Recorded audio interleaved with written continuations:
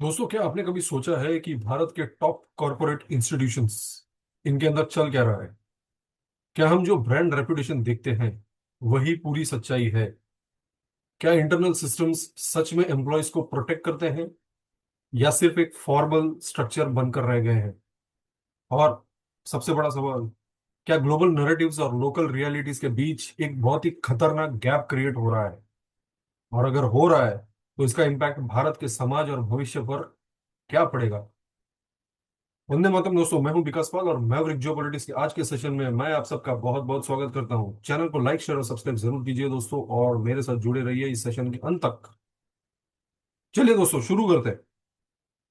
दोस्तों, एक ऐसा केस सामने आया है जहां एक रेप्यूटेड कॉरपोरेट इंस्टीट्यूशन के अंदर से बड़ा कांड निकला है। Organisation is TCS, Tata consultancy services, one of the biggest companies in India और आईटी सर्विसेज में नंबर वन ग्लोबली। एक्सेंचर का नंबर उसके बाद आता है, कैप जेमिनी कॉग्निजेंट, इन सबका नंबर उनके बाद आता है।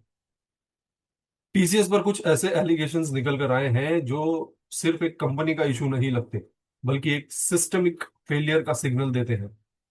बात सिर्फ एक इंसिडेंट की नहीं है, बात है लेयर्स की जो कि अंदर हैं इस पूरे मुद्दे के। और जब लेयर्स खुलनी शुरू हुई हैं तो तो सच्चाई इतनी ज्यादा अनकंफर्टेबल है कि लोगों का रोना शुरू हो गया है। अब यहाँ सवाल उठता है कि क्या हायरिंग प्रोसेस इतने वीक हैं कि बैकग्राउंड वेरिफिकेशन सिर्फ एक फॉर्मेलिटी बनकर रह गया है? There are lots of questions in this दोस्तों। ये जो टीसीएस वाला नासिक का कांड है, क्या बैकग्राउंड वेरिफिकेशन में इन लोगों की थरो वेरिफिकेशन हुई थी? क्या उसमें उस वक्त कोई टेरर एंगल निकल के आया था या नहीं निकल के आया था? क्या ये एम्प्लॉयज ज्वाइन करने के बाद इनका जो लव जिहाद का जो एंगल है वो पनपने लगा? क्या एचआर सिस्टम्स न्यूट्रल है यहाँ पर, या किसी एक नैरेटिव को पुश करने के लिए टूल्स बन गए हैं? अगर किसी ऑर्गेनाइजेशन में इंटरनल कंप्लेंट्स को इग्नोर किया जाता है, अगर गाइडलाइंस जो कि सुप्रीम कोर्ट ने डिफाइन की है उनका इम्प्लीमेंटेशन ही नहीं होता, देन व्हाट वुड यू से? तो फिर वो ऑर्गेनाइजेशन सिर्फ एक कॉर्पोरेट नहीं दोस्तों, बल्कि एक रिस्क जोन बन जाता है। And this is exactly what is happened, और यही सबसे बड़ा चिंता का विषय है। अब थोड़ा और गहरा समझिए दोस्तों। कॉर्पोरेट गवर्नेंस का मतलब होता है अकाउंटेबिलिटी, लेकिन अगर अकाउंटेबिलिटी ही कॉम्प्रोमाइज हो जाए तो फिर पावर स्ट्रक्चर्स कैसे सही चलेंगे? कुछ रिपोर्ट्स और नैरेटिव्स में ये क्लेम किया जा रहा है कि इंटरनल इकोसिस्टम में, टीसीएस के इंटरनल इकोसिस्टम में एक स्पेसिफिक पैटर्न डेवलप हुआ जहां सेलेक्टिव टारगेटिंग और इन्फ्लुएंस बिल्डिंग जैसे एलिमेंट्स का जिक्र हुआ है। अब चाहे आप इन क्लेम से एग्री करें या डिसएग्री करें, लेकिन एक बात क्लियर है, जब इस मैटर को एनआईए जैसे इंस्टीट्यूशंस तक लेके जाया गया है तो matter is extremely extremely serious. इसमें एक्स्ट्रा इंटरनल इंटरनल एंगल के साथ इंटरनेशनल एंगल भी है, और ये चीज इस सिचुएशन को बहुत डेंजरस बना देती है। यहां पर एक और इंपॉर्टेंट एंगल है, पुलिसिंग और इन्वेस्टिगेशन। नासिक पुलिस ने प्रोएक्टिव अप्रोच ली थी, इन्फिल्ट्रेशन स्ट्रेटेजी यूज की, इन गैंग्स और इन ग्रुप्स के अंदर घुसकर पूरा इंफॉर्मेशन निचोड़ के लाया है नासिक पुलिस ने। So hats off to Nashik police. और ग्राउंड लेवल एविडेंस गैदर किया, ये दिखाता है कि अगर आपका इंटेंट स्ट्रांग हो तो सिस्टम जरूर काम करता है। अब सवाल यह है कि क्या कॉर्पोरेट गवर्नेंस भी उतने ही प्रोएक्टिव है, या फिर वो सिर्फ एक रिएक्टिव मोड में रहते हैं जब डैमेज हो चुका होता है? यहाँ ये भी पता चला है कि एक मलेशिया के पंडित जी का एंगल आया है। पंडित जी मतलब मौलवी जी। अब आप सब जानते हैं कि मलेशिया में कौन से मौलवी रहते हैं? भारत के भगोड़े श्री जाकिर नाइक। और इन चार मुस्लिम मोलेस्टर्स जो कि प्रूव हो चुके हैं, इनको इनको फंडिंग भी आई है मलेशिया से। टीसीएस की, सॉरी नॉट प्रूव, बट इनको अरेस्ट किया है पुलिस ने फॉर इन्वेस्टिगेशन। इनको फंडिंग आई है मलेशिया से। अब टीसीएस की एचआर बिजनेस पार्टनर इस केस की, निदा खान, वो एब्सकॉन्ड है।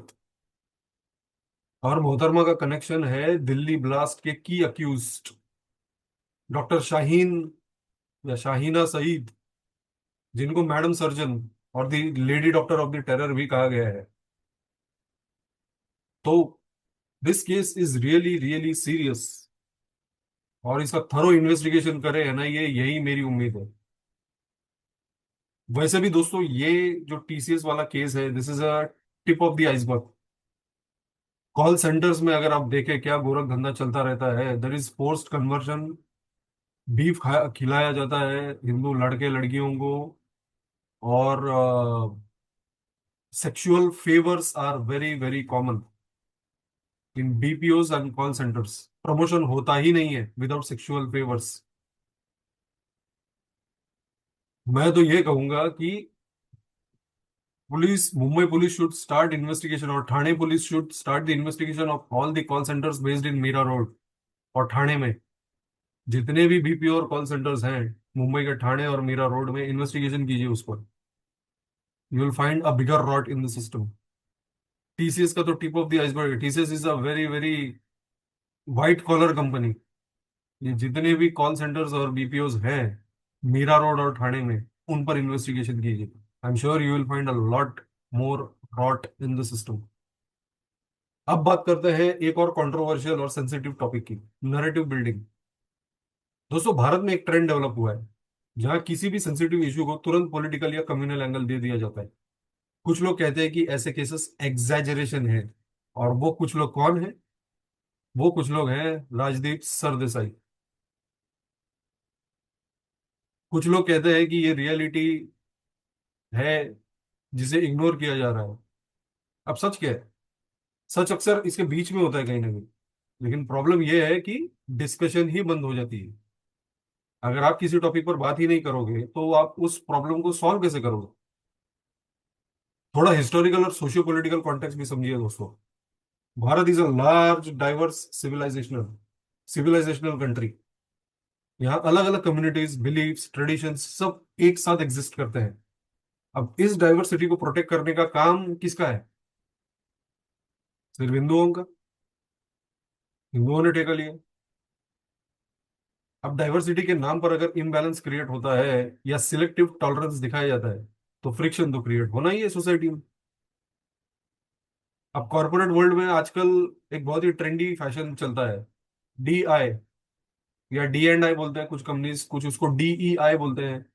Basically diversity and inclusion. इसका मतलब हर तबके के समाज के लोगों को नौकरी दो।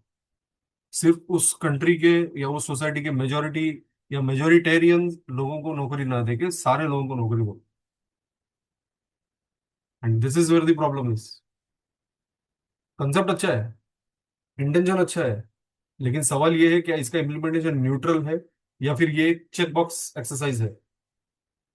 अगर डाइवर्सिटी का मतलब सिर्फ नंबर्स हो जाए और मेरिट और कल्चरल सेंसिटिविटी इग्नोर हो जाए, तो सिस्टम तो आपकी डिस्टॉर्ट होनी ही है। अब इसमें एक और मैं कहूंगा इंटरेस्टिंग चीज होती है। TCS, tech Mahindra, Wipro, HCL technologies, ये सारे इंडियन MNCs जो है, IT कंपनीज, ये बड़े कॉरपोरेट ग्रुप्स का ग्लोबल कॉन्ट्रैक्ट्स लेते हैं। उन्हें इंटरनेशनल स्टैंडर्ड्स फॉलो करने पड़ते हैं। उनको अपने कॉन्ट्रैक्ट्स में दिखाना पड़ता है कि there is D&I।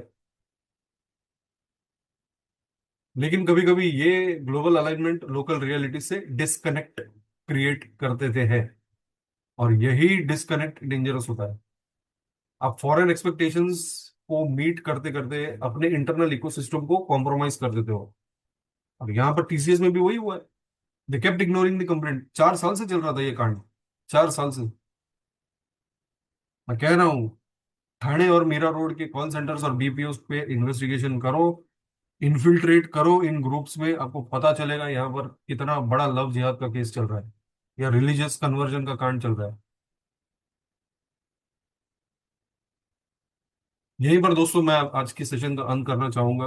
I hope NIA इसे सीरियस ले, और seriously we come out with a great great investigation. It is just a tip of the iceberg. ये बहुत ही मामूली सा एक पकड़ आया है पुलिस के हाथ में। Police should not let it go और NIA should not let it go. Investigate to the core of the matter. अंदर घुसिए, आपको पता चलेगा कहाँ कहाँ से फंडिंग है। I am sure there will be a Pakistan angle to this. I am sure ISI का एंगल आएगा इसमें। आया नहीं है, नहीं आया तो अच्छी बात है, बहुत अच्छी बात है, बट मलेशिया का तो एंगल आ गया। And Malaysia is linked with Pakistan. तुर्की है। ये जितने भी हमारे दुश्मन देश हैं जो भारत को उंगली करते रहते हैं, sorry to use this word, but इन सबका कनेक्शन है। इस सबका मेलजोल होता है और भारत को कमजोर करने का एक तरीका है इनका। भारत को सामाजिक तरीके से कमजोर करो, भारत के core of the society, heart of the matter में घुसो और भारत को वहां पे कमजोर करो। Otherwise this religious conversion. आपको अपने कलीग्स को बीफ खिलाने की क्या जरूरत है? आपको अगर कोई पोर्क खिला दे, विल दैट बी ओके? सुअर का मांस खिला दे, विल दैट बी ओके? अगर क्रिश्चियंस जो सुअर का मांस खाते हैं, वो अगर आपको सुअर का मांस खिला दे, will that be okay? So respect everybody. मैं एक कल पॉडकास्ट देख रहा था जहां पर मेजर जनरल सुधाकर जी ने एक बहुत अच्छी बात कही। Respect all, inspect all and suspect all. Bharat को ये बहुत ही डीपली ये चीज करना पड़ेगा। Suspect all, inspect all, respect all. सबकी इज्जत करेंगे लेकिन सबको शक करेंगे और सबकी जांच करेंगे। जय हिंद, भारत माता की जय।